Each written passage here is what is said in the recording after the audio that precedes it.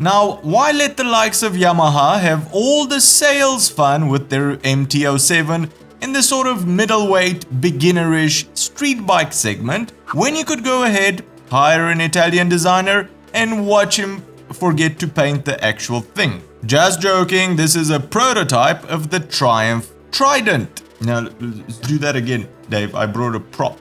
The Triumph Trident! But it's pretty much finished since Triumph plans to unveil it in the next 2 to 3 weeks. It is, however, one of the most important bikes in their lineup. Stick around to find out why.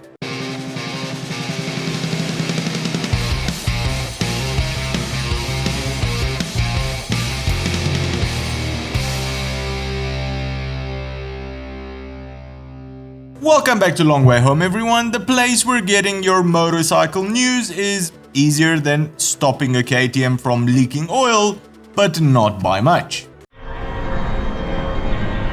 Triumph just held a press event where they showcased an almost finished prototype of their new Trident. Designed by Rodolfo Frascoli, the Italian behind such works as the Suzuki Katana and Triumph's new Tiger 900, the Trident is small enough to not be imposing for new riders, but definitely not small enough for you to get kicked out of your motorcycle club for riding a toy bike. The specs are definitely not out yet, but Triumph was very explicit on a few details, mainly driving home the idea that the Trident will be very competitively priced. Considering its main competition is the likes of Honda's CB650R and Yamaha's great-selling MT-07, this is exactly the slice of the pie Triumph hopes to devour down their gullet. Hovering around $7,500 this is a segment of the market where large volumes of bikes are being sold at obviously smaller profits, but if you can get it right, you can quickly become a market leader.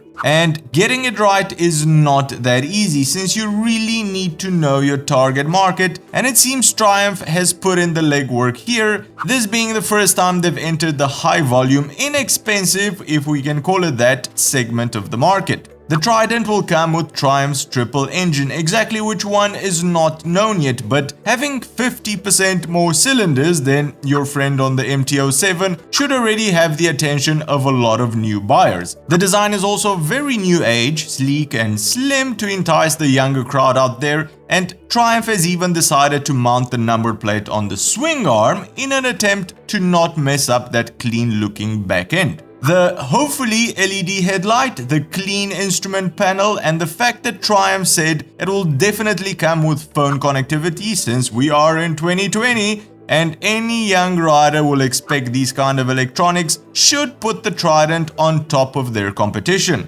But prices must be kept down, and the way they've gone about this is quite sensible. You won't see any Brembo stylemas bringing the Trident to a stop because honestly there's no need for them. Instead, inexpensive Nissin brakes are pretty much an outlook of where Triumph is aiming with this bike. Don't expect any wizardry with the suspension either, it will most probably suffice for day-to-day riding, but I wouldn't be surprised if there were no adjustments possible at all, at least on the front forks. Apart from the dash electronics, ABS is pretty much where Triumph will draw the line since it's illegal in Europe to sell a bike without ABS, and I highly doubt we will see any riding modes, cornering ABS, etc, since all of those require an IMU, changes to the switchgear, software development, and all of that means extra cost. The price the Trident comes out at will pretty much decide whether it will be a success for Triumph or not. If it's too expensive, it will sit on dealership floors. There's enough competition out there. If it is better than the competition but at the same price, then it's a no-brainer for new buyers and demand will be kept high,